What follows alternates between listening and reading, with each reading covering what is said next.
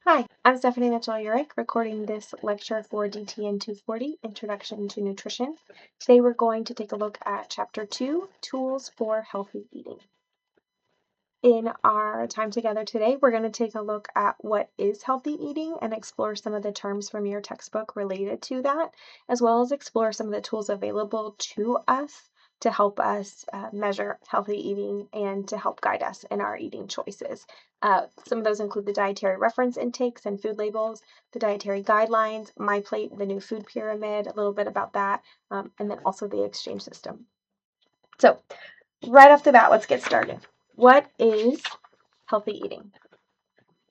Thinking through this, you can probably come up with several different examples of what healthy eating means to different people.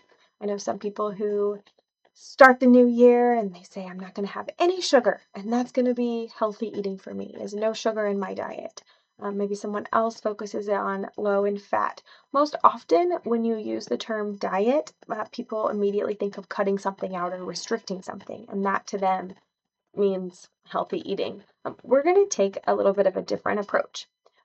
A very simple definition that we have here for healthy eating is that any dietary pattern that maintains health and prevents disease is going to be considered healthy eating. It emphasizes three main things, which are important terms for you to know. One of those is balance, which are basically proportions of different nutrients. So to put this kind of in a real world example, if I am looking down at my plate, I want to see that I have a balanced amount of different food groups.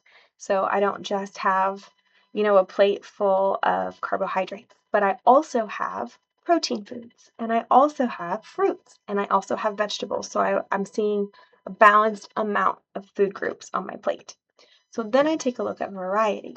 Am I eating a variety of foods within those food groups?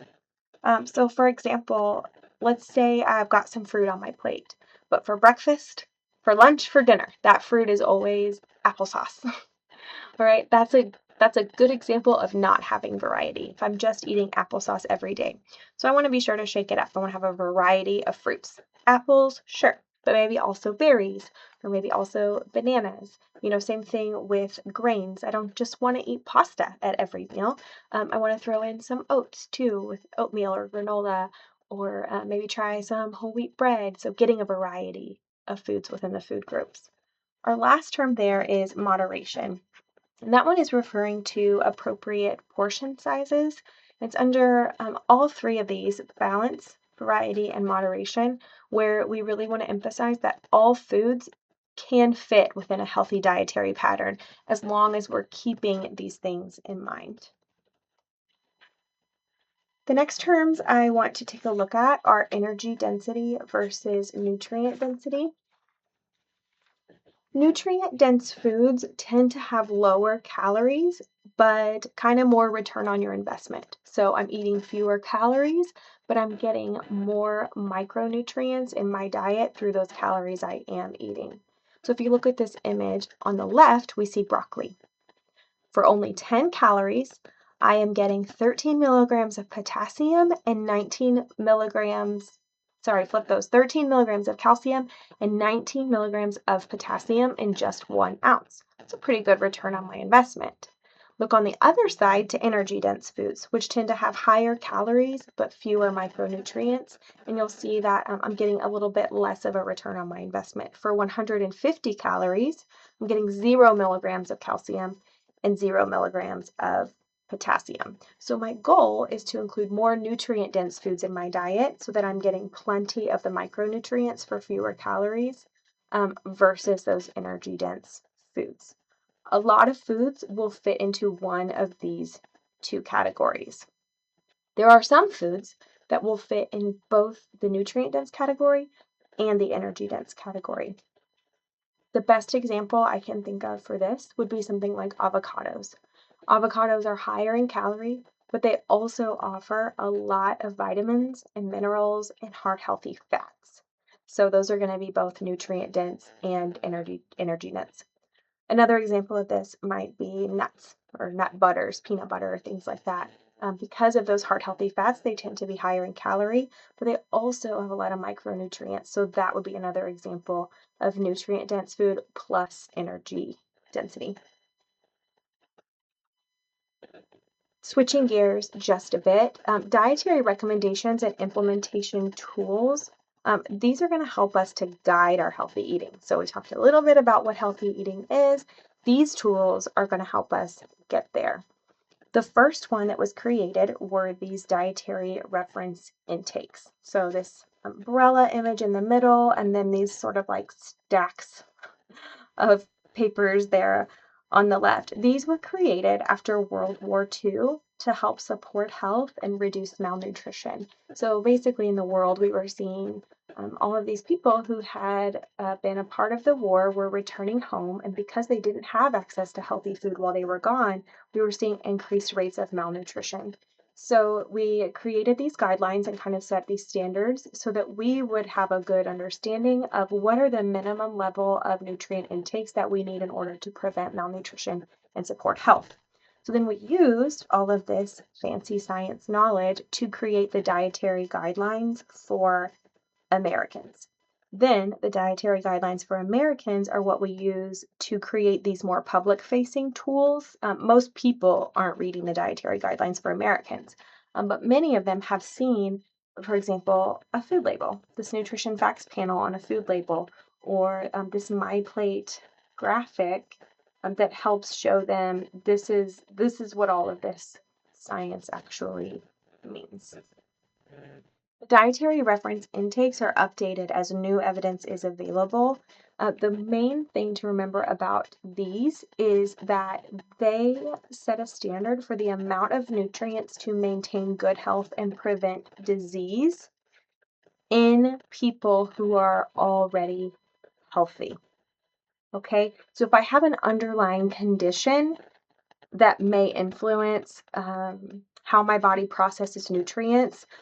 These numbers aren't necessarily going to apply to me, but if I am a generally healthy individual, then these numbers will apply to me. They are also specific to sets of people. So, for example, pregnant women have a different folate requirement than individuals who are not pregnant. Toddlers, for example, infants, they might need a different amount of protein because of their growth and development phases than an adult who's already finished growing. So, key things to remember. They are for generally healthy people in the population, and they are specific to sets of people. We have 6 numbers here. The first 4, just to kind of take a big picture, broad strokes, the first 4, the estimated average requirements, the recommended dietary allowances, the adequate intakes, the tolerable upper intake levels, all of these are referring more to vitamins and minerals, or our micronutrients. The last 2, estimated energy requirements and acceptable macronutrient distribution ranges, these are more related to our overall calorie needs for the day and how those calories should be divided up. Let's take a look specifically at those first 4.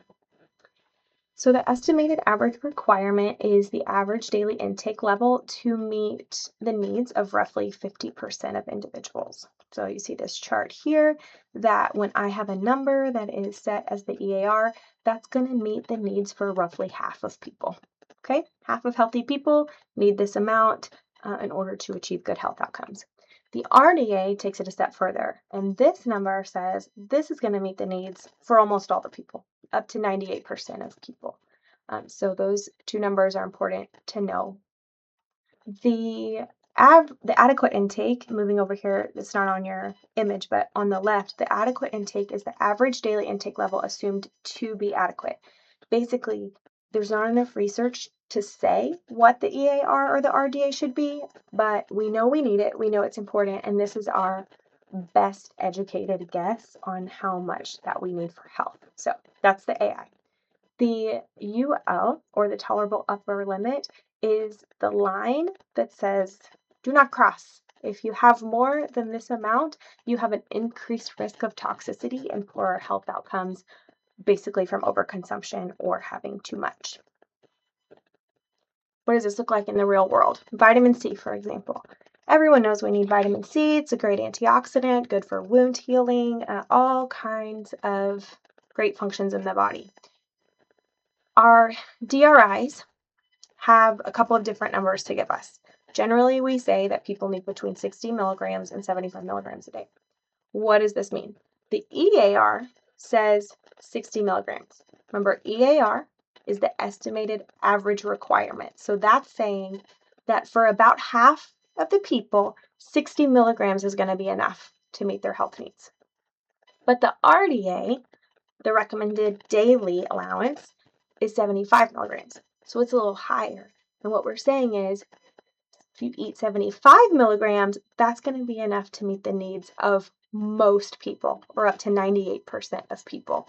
So that's where those two numbers come from. Then the upper limit is 2,000 milligrams. This is saying, please don't eat more than 2,000 milligrams.